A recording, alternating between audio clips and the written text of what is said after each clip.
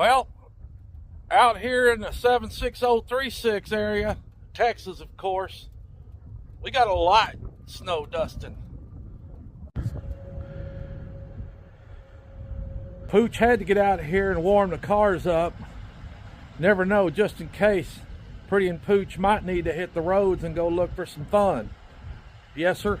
Pooch's dome is keeping pretty warm thanks to his hat that Rebecca Touched by Yarn made him, but look at Woody.